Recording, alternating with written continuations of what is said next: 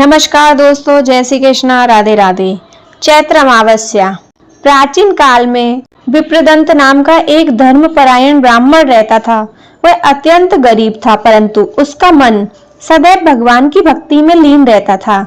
उसकी एकमात्र चिंता यही थी कि उसके परिवार को भोजन के लिए भटकना पड़ता था।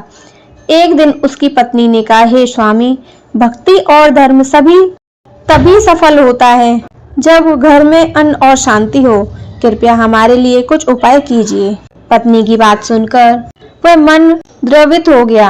वह सोचकर घर से निकल पड़ा कि किसी ऋषि मुनि से अपने कष्टों का समाधान पूछेगा। चलते चलते वह एक घने जंगल में पहुंचा, जहां महर्षि अंगिरा का आश्रम था। उसने महर्षि को अपने दुख की कथा सुनाई और कहा, हे ऋषिवर, मैं अपने कष्टों से मुक्ति चाहता हूँ, कृपया मुझे मार्ग दिखाएं। महर्षि का उपदेश। महर्षि अंगिरा ने कहा, वत्स, तुम्हारे कष्टों का कारण तुम्हारे पितृदोष से है। तुम्हारे पूर्वज पिंडदान और तर्पण के अभाव में तृप्त नहीं हो सके हैं, इसी कारण तुम्हारे परिवार में दरिद्रता का वास है। चैत्र मास की अमावस्या के दिन पवित्र नदी से स्नान करके पिंडदान, तर्पण और दान करने से तुम्हारे सभी कष्ट दूर हो जाएंगे। इस दिन जो भी मनुष्य पितरों को तर्पण करता है, उसे उसके आशीर्वाद से जीवन में सुख, समृद्धि और शांति मिलती है। महर्षि की बात सुनकर वह चैत्र मास की अमावस्या की प्रतीक्षा करने लगा। जब अमावस्या का दिन आया तो वह प्रातःकाल पवित्र गंगा नदी पर पहुंचा। वहां उसने स्नान करके भगवान विष्णु और शिव की पूजा की।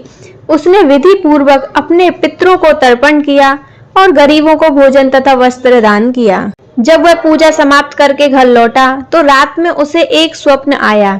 स्वप्न में उसने पूर्वज प्रकट हुए और वे प्रसन्न होकर बोले, हे वत्स, आज तुमने जो तर्पण किया है उससे हम तृप्त हो गए हैं। तुम्हारे सभी कष्ट अब समाप्त हो जाएंगे।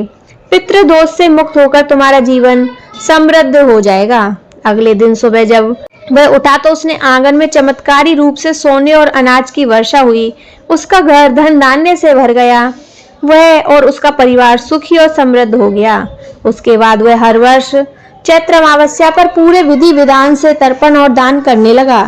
उसकी कथा पूरे राज्य में फैल गई और लोगों ने इस दिन का महत्व समझा। पितरों की तृप्ति, पूर्वजों का तर्पण और सम्मान जीवन में सुख शांति लाता है।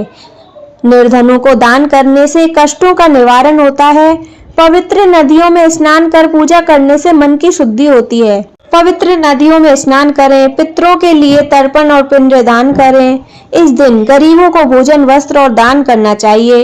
भगवान विष्णु की आराधना करें।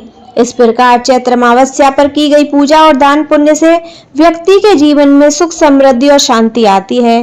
बोलो जय श्री कृष्ण, जय विष्णु भगवान की।